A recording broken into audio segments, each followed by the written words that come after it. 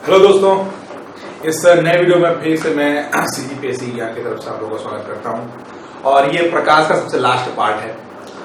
कुछ important topics हैं प्रकाश के अंतर्गत जो कि इसके पहले क्लास में नहीं हो पाए थे, तो उसके लिए ये एक्स्ट्रा वीडियो हम लोगों ने आप लोगों के लिए बनाया है ताकि आप लोगों को कुछ हेल्प मिले। तो आज का ये जो वीडियो है उसमें हम लोग जो बचे हुए टॉपिक थे प्रकाश में वो कंप्लीट करेंगे, जिसके अंतर्गत हम लोग पढ़ेंगे प्रकाश की जो बची हुई परिघटनाएं हैं। जैसे हम लोग परावर्तन के बारे में पढ़े, अपवर्तन के बारे में हम लोगों ने पढ़ा, प्रकाश का वर्ण विक्षेपण, प्रकाश का व्यतिकरण, प्रकाश का ध्रुवण, कुछ ऐसी घटनाएं हैं। साथ ही साथ रंगों के बारे में इस क्लास में हम पढ़ेंगे। तो दोस्तों सबसे पहले हम लोग देखते हैं प्रकाश के वर्ण विक्षेपण के बारे में।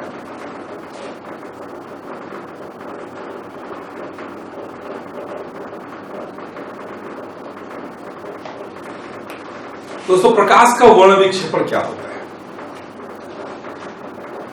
हम जानते हैं कि प्रकाश किरण सफेद कलर का होता है, लेकिन क्या वास्तव में वो सफेद कलर का होता है? नहीं दोस्तों, वह 7 रंगों से मिलकर बना होता है। ऐसा तभी आपको देखने को मिलेगा जब इंद्रधनुष दिखाई दे, या फिर जब प्रकाश की किरण को आप एक प्रिज्म में से होकर गुजारें। प्रकाश की किरण को जब एक प्रिज्म में से होकर गुजारा जाता है तो वह अपने अवयवी रंगों में विभक्त हो जाता है, यानी कि जो सफेद प्रकाश है वह टुकड़ों में पड़ जाता है। कौन कौन से रंग हैं? इस घटना को हम लोग बोलते हैं प्रकाश का वर्ण विक्षेपण, यानी कि प्रकाश को जब हम किसी प्रिज्म में से होकर गुजारते हैं तो वह अपने अवयवी रंगों में विभक्त हो जाता है, और इस घटना को हम बोलते हैं प्रकाश का वर्ण विक्षेपण। तो प्रकाश का जो वर्ण विक्षेपण होता है, जैसे एग्जांपल के तौर पर देखिए, ये एक प्रिज्म है। प्रकाश को जब प्रिज्म में से होकर गुजारा जाएगा, एक प्रकाश है, तो जब उसको प्रिज्म में से होकर गुजारा जाता है तो वह अपने अवयवी रंगों यानी कि 7 रंगों में डिवाइड हो जाता है। तो इन 7 रंगों को हम कैसे याद कर सकते हैं? ये देखिए, ऐसे 1 2 3 4 5 6 7। तो दोस्तों इसमें सबसे जो ज्यादा विक्षेपित होने वाला रंग है वह है बैंगनी रंग। बैंगनी रंग का प्रकाश का वर्ण विक्षेपण सबसे ज्यादा होता है और लाल रंग का सबसे कम। तो इसको इस क्रम में आप याद रख सकते हैं: बैंग, जा, नी, ह, पी, ना और लाल। बैंग और बैंगनी, बैंगनी, जामुनी, नीला, हरा, पीला, नारंगी और लाल। ये टोटल 7 रंग हैं जिससे प्रकाश की किरण मिलकर बनी होती है। इसको बै, जानी, हा, पी, नाला के क्रम से हम इसको याद कर सकते हैं। लेकिन यहाँ पे ये क्वेश्चन इस चित्र से देखने को, इस चित्र को हम लोग जब देखेंगे तो एक क्वेश्चन हमारे दिमाग में उठना चाहिए कि इसमें बैंगनी रंग का विक्षेपण सबसे ज्यादा क्यों हुआ, लाल का सबसे कम क्यों हुआ? तो दोस्तों मैंने बताया था कि यह एक अपवर्तन की घटना है, और अपवर्तन जो है अपवर्तनांक पर निर्भर करता है, और अपवर्तनांक निर्भर करता है वह प्रकाश के रंग पर। अलग अलग प्रकाश के रंगों के लिए प्रकाश ये अपवर्तनांक अलग अलग होता है। तो बैंगनी रंग के लिए अगर देखा जाए तो अपवर्तनांक अलग होगा, उसी प्रकार जामुनी के लिए अलग, उसी प्रकार नीला के लिए, उसके प्रकार हरा के लिए। तो इसके कारण प्रकाश अपने अवयवी रंगों में विभक्त हो गया।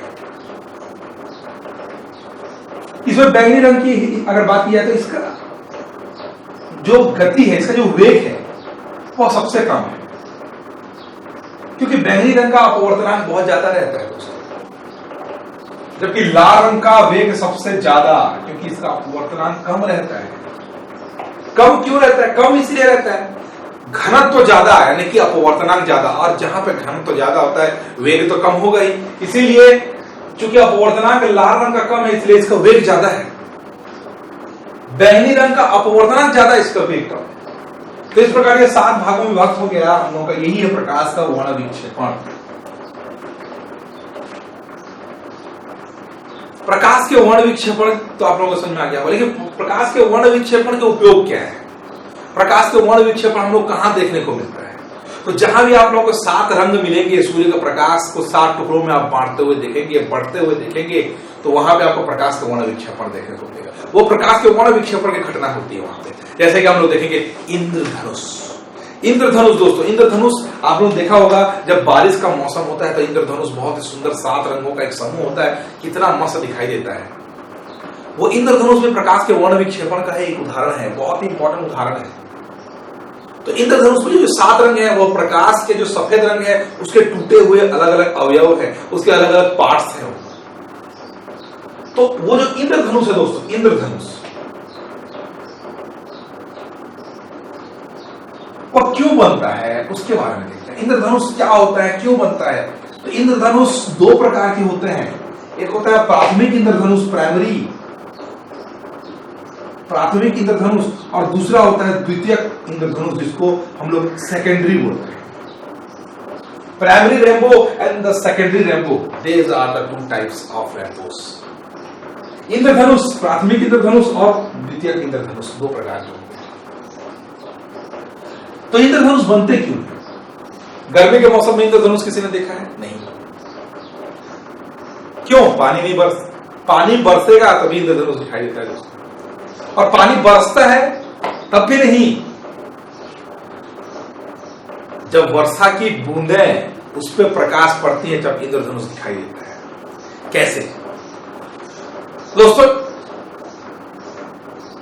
ये जो 2 प्रकार हैं इंद्रधनुष के, प्राथमिक और इंद्रधनुष, उसके बनने की रचना को देखेंगे तो इंद्रधनुष कैसे बनता पता चल जाएगा। इंद्रधनुष प्रकाश की बूंदों के साथ जब अपवर्तन होता है और साथ ही साथ उसका परावर्तन होता है, तो इसके कारण जो है इंद्रधनुष बनते हैं। अपवर्तन यानी कि अपने अवयवी भागों में डिवाइड हो जाता है, वो 7 रंगों में डिवाइड हो जाता है, और उस 7 रंगों का फिर से परावर्तन होता है, फिर से अपवर्तन होता है, और इसी कारण ये जो 7 रंग हैं वो अलग अलग दिखाई देते हैं, अलग अलग प्रतीत होते हैं, और इसीलिए हम लोग इंद्रधनुष दिखाई देता है। तो प्राथमिक इंद्रधनुष कैसे बनता है? जब प्रकाश की किरण किसी बूंद से टकराएगी और एक बार अपवर्तन होगा, फिर परावर्तन और फिर अपवर्तन, यानी कि अगर ये वर्षा की बूंद है, उसमें प्रकाश की किरण जब टकराती है तो एक बार उसका अपवर्तन, फिर परावर्तन और फिर अपवर्तन जब होता है दोस्तों, तो इस घटना को हम लोग बोलते हैं प्राथमिक इंद्रधनुष के बनने का कारण। यानी कि जब हम 2 बार अपवर्तन और एक बार परावर्तन देखते हैं तो प्राथमिक इंद्रधनुष बनता है। तो प्राथमिक इंद्रधनुष की बात अगर की जाए तो प्राथमिक इंद्रधनुष में जो 7 रंग आप लोग मिलेंगे, 7 रंग जो आपको मिलेंगे, इसमें लाल रंग सबसे ऊपर में रहता है, लाल रंग, और बैंगनी सबसे नीचे में रहता है। यही प्राथमिक इंद्रधनुष है। द्वितीयक इंद्रधनुष में क्या अंतर है प्राथमिक इंद्रधनुष से? इसका ये होता है दोस्तों कि जब एक वर्षा की बूंद को हम लोग लेते हैं और उसका एक बार तो अपवर्तन हुआ, उसके बाद एक बार यहां पर टकराकर एक परावर्तन होता है, उसको यहां से फिर से किरण परावर्तित होती है, और उसके बाद जब उसका फिर से अपवर्तन होता है। इसका मतलब है दोस्तों, जब प्रकाश की किरण का 2 बार अपवर्तन और 2 बार परावर्तन होता है तो हम लोग उसको बोलते हैं द्वितीयक इंद्रधनुष। तो इस प्रकार द्वितीयक इंद्रधनुष बनते हैं। एक बार फिर से, प्राथमिक इंद्रधनुष यानी कि 2 बार अपवर्तन फिर परावर्तन फिर अपवर्तन। प्राथमिक इंद्रधनुष लाल रंग सबसे ऊपर और बैंगनी रंग सबसे नीचे रहता है। जबकि द्वितीयक में क्या होता है, एक बार अपवर्तन हुआ, फिर परावर्तन होता है, फिर परावर्तन और फिर अपवर्तन होकर बाहर निकल जाता है। तो इससे क्या होगा, द्वितीयक इंद्रधनुष, इसमें जो क्रम है वो पलट जाते हैं। यानी कि द्वितीयक इंद्रधनुष में बैंगनी ऊपर में रहेगा, बैंगनी रंग ऊपर में रहेगा और लाल रंग नीचे में रहेगा। बस इतना आप अंतर याद रखना और कुछ नहीं। यही इंद्रधनुष के 2 प्रकार एग्जाम में पूछे जाते हैं, तो इसी टाइप से क्वेश्चन पूछे जाते हैं दोस्तों। रंग बार बार देख रहे हैं हम लोग, रंग देखिए, कितने सारे रंग देख रहे हैं हम लोग, बार बार रंग के बारे में पढ़ रहे हैं। क्या है ये रंग? रंगों के बारे में भी थोड़ा देख लेते हैं। ये जो रंग है दोस्तों, उसको अलग अलग श्रेणियों में बांटा गया है। लेकिन उसके पहले क्वेश्चन होता है, हम लोग को वस्तु दिखती कैसे है, थोड़ा उसके बारे में थोड़ा सोचते हैं। जब हम किसी वस्तु को देखते हैं दोस्तों, तो ऐसा नहीं कि वो वस्तु 2 प्रकार की हो सकती है। एक परावर्तन जो करते हैं, यानी कि एक अपारदर्शी होते हैं, पारदर्शी। पारदर्शी वस्तु जो प्रकाश की किरण को परावर्तित करेगी, और अपारदर्शी वह वस्तु है जो प्रकाश की किरण को परावर्तित नहीं करती है। तो जब कोई अपारदर्शी वस्तु को हम लोग देखते हैं तो पहले सूर्य का प्रकाश उस पर पड़ता है या कहीं का भी प्रकाश उस पर पड़ता है, उस पर पड़ने के बाद वह परावर्तित होकर हमारी आंखों में जब प्रवेश करता है तो उस समय हम लोग को वस्तुएं दिखाई देती है। अब एग्जाम्पल के तौर पे हम एक लाल गुलाब का एग्जाम्पल ले लेते हैं। एक लाल गुलाब जो हमें लाल क्यों दिखाई देता है दोस्तों? ऐसा इसलिए होता है कि जब प्रकाश की किरण उस लाल गुलाब पे पड़ती है तो वह 7 रंगों में से सारे रंगों को अवशोषित कर लेता है। वह लाल गुलाब सारे रंगों को अवशोषित कर देता है, सिवाय एक को छोड़ के, वो है लाल रंग, उसको वो परावर्तित करता है। और इसीलिए वो सिर्फ वो 7 रंग, जब हम सफेद प्रकाश उस पर डालते हैं तो डालने के बाद सारे रंग तो अवशोषित हो गए, लेकिन लाल रंग को वो परावर्तित कर रहा है। इसीलिए हमारी आंखों पर सिर्फ लाल रंग आता है और हम लोग को जो गुलाब का फूल है वो लाल नजर आता है। उसी प्रकार से अब किसी का भी एग्जाम्पल ले लें, एक पौधे का एग्जाम्पल लेते हैं। पौधे में जो हरे रंग का प्रकाश, जो उसमें क्लोरोफिल की उपस्थिति के कारण होती है, तो हरे जब कोई प्रकाश उस पर पड़ता है तो एक्चुअल में सफेद प्रकाश पड़ता है, लेकिन हम लोग को वो पौधे हरे क्यों दिखते हैं? क्योंकि वह सारे प्रकाश के रंगों को अवशोषित कर लेता है, सिर्फ हरे को छोड़ के, और हरे को वह परावर्तित करता है जो हमारी आंखों में पड़ती है, और इसीलिए हम लोग को वह पौधा हरा नजर आता है। तो इस प्रकार यही एक थ्योरी है, यही एक सिद्धांत है जिसके माध्यम से हम लोग को कोई वस्तु लाल दिखाई देती है, पीली दिखाई देती है, इस प्रकार अलग अलग रंग होते हैं। तो ये जो रंग है दोस्तों, उसको 3 श्रेणियों में बांटा गया है। देख लेते हैं कौन कौन सी श्रेणियां हैं, यहां मैं देख लेता हूं।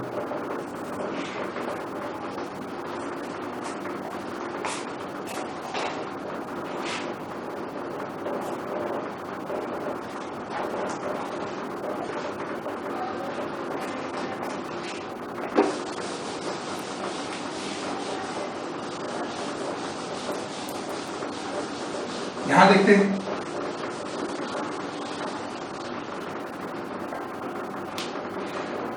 रंग दोस्तों। पहला जो रंग होता है उसको बोलते हैं प्राथमिक रंग। इसको आप याद करने की कोई आवश्यकता नहीं है, मैं आपको ट्रिक बताता हूं याद करने का। प्राथमिक, दूसरा होता है द्वितीयक, प्राथमिक रंग, द्वितीयक रंग, और तीसरा होता है पूरक रंग। 3 रंगों के क्रम होते हैं, 3 रंगों के समूह होते हैं। प्राथमिक रंग दोस्तों किसको बोलते हैं? आरजीबी। आरजीबी प्राथमिक रंग, यानी कि रेड, ग्रीन और ब्लू। ये जो लाल रंग है दोस्तों, रेड, ये जो हरा रंग है और नीला, ये प्राथमिक रंग कहलाते हैं। प्राथमिक रंग इसलिए कहलाता है दोस्तों ये, क्योंकि ये नेचुरल रंग है।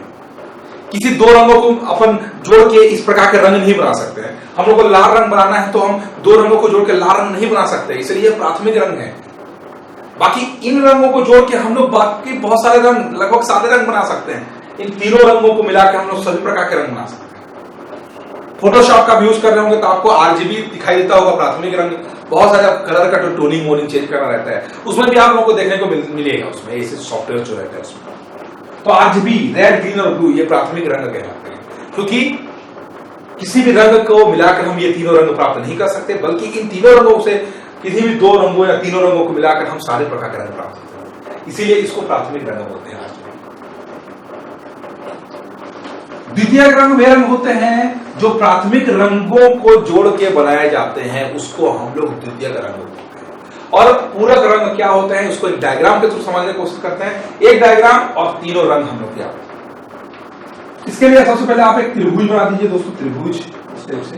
ये सबसे अच्छा तरीका है इन रंगों को याद करने का, कौन सा प्राथमिक, कौन सा द्वितीयक और कौन कौन से रंगों से क्या क्या बनता है। सबसे पहले ये त्रिभुज बनाने के बाद आपको करना ये है कि यहां आपको लाल लिखना है, ऊपर में लाल, रेड, यहां पे हरा, ग्रीन और यहां पे नीला। तीनों छोरों पे सबसे पहले आप तीनों प्राथमिक रंगों को लिखेंगे, ये प्राथमिक रंग है। उसके बाद आपको दोस्तों लाल और हरे रंग को जब आपस में मिलाते हैं तो हम लोग को ये जो बीच में बनेगा वो द्वितीयक रंग होता है। द्वितीयक रंग यानी कि प्राथमिक रंगों से जिन रंगों को बनाया जाता है उसको द्वितीयक रंग होता है। तो जब लाल और हरे को मिलाया जाता है दोस्तों तो बनता है पीला, येलो कलर।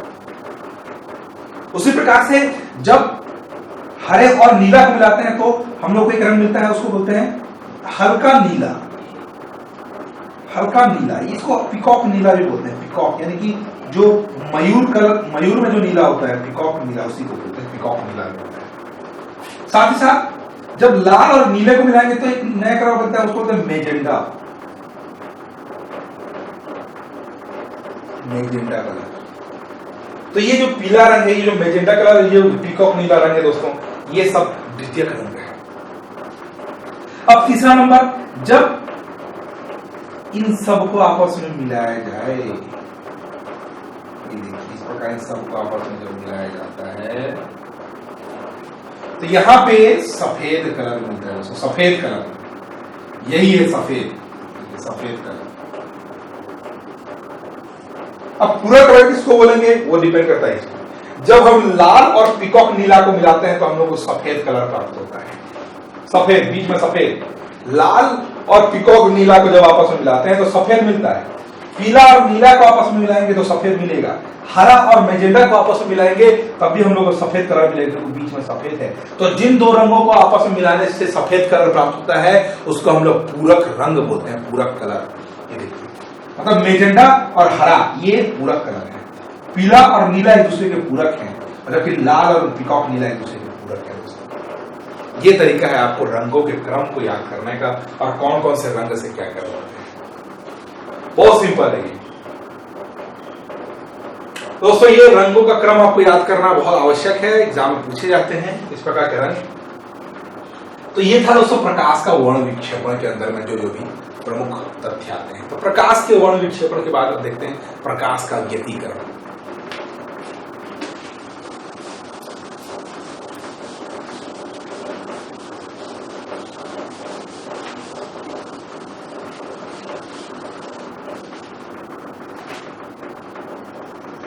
व्यतिकरण,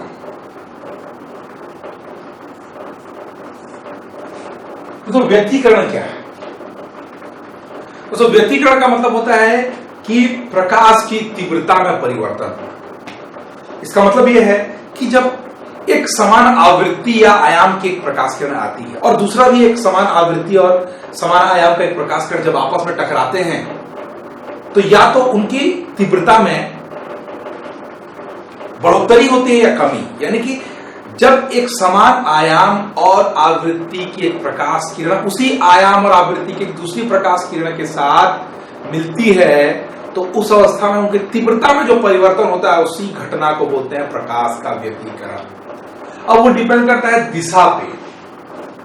दिशा यानी कि अगर एक प्रकाश किरण जिसका आयाम a और आवृत्ति जो हर्ट्ज है वो दोनों अगर समान है और अगर ये उसी दिशा में आपस में इसकी भी आवृत्ति आयाम a और इसकी भी जो हर्ट्ज है वो समान है, आवृत्ति समान है, अगर वो दोनों एक ही दिशा की तरफ जा रहे हैं तो आपस में जब टकराएंगे दोस्तों तो उनकी जो प्रभावित तीव्रता है, मान लीजिए कि इसकी तीव्रता R1 है, इसकी तीव्रता R2 है, तो दोनों की तीव्रता आपस में एक दूसरे के माइनस हो जाएगी। यानी कि एक दूसरे की तीव्रता को वो दोनों खत्म कर देंगे तो प्रभावित तीव्रता बराबर R1 माइनस R2। तो इस प्रकार उनकी प्रभावित तीव्रता क्या हो जाएगी? कम हो जाएगी। इस घटना को बोलते हैं विनाशी व्यतिकरण। मतलब एक ऐसा व्यतिकरण जिसमें तीव्रता का विनाश हो रहा है। देखिए यहाँ पे तीव्रता ये एक दिशा में जा रही है, एक दिशा में ये आ रही है, तो इसलिए प्रभावी जो तीव्रता है वह क्या हो रही है? विनाश हो रहा है उसका, इसलिए इसको विनाशी व्यतिकरण भी बोलते हैं। विनाशी व्यतिकरण ये पहला पार्ट है उसका, विनाशी व्यतिकरण, याद रखना है विनाशी व्यतिकरण। उसी प्रकार जब एक प्रकाश किरण इस दिशा में जा रही है, दूसरी प्रकाश किरण भी इसी दिशा में आ रही है, दोनों आपस में टकराएंगे तो प्रभावी तीव्रता बढ़ जाती है। यानी कि R1 plus R2 R is equal to, इसको बोलते हैं समपोषी व्यतिकरण। समपोषी व्यतिकरण बहुत सिंपल है दोस्तों, विनाशी व्यतिकरण और समपोषी व्यतिकरण। बस इतना ही आपको व्यतिकरण की घटना है, आपको याद रखना। लेकिन यहां पे एक चीज विशेष जो आपको याद रखना है, विशेष, और जो विशेष है वो एग्जाम में पूछा जाएगा। विशेष ये है दोस्तों कि क्या एक लाइट ले लेता हूं मैं, एक तरफ दूसरी लाइट लेता हूं, दोनों से क्या मेरे को संपोषी व्यतिकरण मिलेगा? नहीं, क्योंकि समान आवृत्ति और समान आयाम होना आवश्यक है। यानी कि दो अलग अलग पदार्थों या दो अलग अलग लाइट सोर्सेस से हम लोग व्यतिकरण नहीं कर सकते। व्यतिकरण के लिए आवश्यक है कि जो दोनों प्रकाश किरण है वो एक ही सोर्सेस से निकले, क्योंकि एक ही सोर्सेस से निकले हुए प्रकाश किरणों में ही समान आयाम और समान आवृत्ति होती है। अतः व्यतिकरण की घटना केवल एक ही सोर्स वाले प्रकाश स्रोतों के किरणों में होती है। ये आपको बस याद रखना, ये है प्रकाश का व्यतिकरण। लास्ट में प्रकाश का ध्रुवण देख लेते हैं। ध्रुवण तो ये जो व्यतिकरण की घटना है, व्यतिकरण की घटना तरंगों में होती है, इसीलिए हम लोग प्रकाश में बोला गया है प्रकाश को एक विद्युत चुंबकीय तरंग है, बोल सकते हैं। क्यों? क्योंकि व्यतिकरण की घटना सिर्फ तरंगों में होती है, कणों में नहीं होती। व्यतिकरण की घटना तरंगों में होती है। तो इस आधार पर हम कह सकते हैं कि प्रकाश की किरण में व्यतिकरण की घटना हो रही है, यानी कि प्रकाश की किरण एक तरंग है, एक तरंग है या एक अनुप्रस्थ तरंग है। साथ ही साथ ध्रुवण की घटना, जैसे कि मैंने आपको बताया था, पढ़ा रहा था जब स्टार्टिंग में, तो ध्रुवण की घटना सिर्फ अनुप्रस्थ तरंगों में होती है दोस्तों, अनुप्रस्थ तरंगों में। तो इससे और क्लियर हो जाता है कि प्रकाश जो है वह तरंग तो है, क्योंकि उसमें व्यतिकरण होता है, लेकिन उसमें ध्रुवण होता है। यह साबित करता है कि वह एक अनुप्रस्थ तरंग है, अनुप्रस्थ तरंग। क्या होता है क्या होता है ध्रुवण? ध्रुवण दोस्तों, जब प्रकाश की किरण में कंपन की दिशा उसके तरंग संचरण की दिशा के लंबवत होती है, तो इस प्रकार की घटना को ध्रुवण बोलते हैं। ध्रुवण आपको बस यही याद रखना है कि प्रकाश की किरण है वो जिस दिशा में जा रही है, अगर उसके लंबवत अगर उसका कंपन हो रहा है, मतलब उसके चमकने वाला जो काम है उसके ऊपर हो रहा है, लंबवत टाइप से हो रहा है, तो ऐसा लगता है कि प्रकाश ध्रुवित हो जा रहे हैं, चमक रहे हैं, जैसे इस टाइप से। ये प्रकाश है दोस्तों, ऐसे दिशा में उसका कंपन होता है, ये प्रकाश का ध्रुवण है। अब ध्रुवण की घटना सिर्फ अनुप्रस्थ तरंगों में पाई जाती है। इस आधार पर हम लोग बोल सकते हैं कि प्रकाश की तरंग एक अनुप्रस्थ तरंग है। तो दोस्तों ये था प्रकाश की प्रमुख घटनाएं और साथ ही साथ प्रकाश के कुछ प्रकाशिक स्रोत जो प्रकाश के अंदर हम लोग पढ़े। तो मुझे लगता है कि अब तक मैंने प्रकाश में आप लोगों को जितना कुछ भी पढ़ाया आप लोगों को अच्छे से समझ में आया होगा। मेंस के सारे टॉपिक मैंने कवर किए, प्री के आधार पे भी मैंने आपको ये सब चीज बताया, बहुत ही डिटेल से मैंने आपको ये सब चीज बताया। बार बार आप इस वीडियो को देखने की आवश्यकता नहीं है, एक या दो बार इस वीडियो को देखेंगे तो आप लोगों को अच्छे से सारी चीजें क्लियर समझ में आ जाएंगी। फिर भी उसके अलावा आपको कोई डाउट अगर होता है इस वीडियोस पे तो आप सीजीपीएससी ज्ञान के कमेंट सेक्शन में उसको लिख के हमारा जवाब प्राप्त कर सकते हैं। वीडियो को सब्सक्राइब करना ना भूलें, साथ ही साथ कमेंट करें, शेयर करें। तो एक बार फिर से प्रकाश का टॉपिक खत्म हो जाने के बाद मिलते हैं अगले एपिसोड में कुछ नया फिजिक्स के एक नए चैप्टर के साथ। तब तक के लिए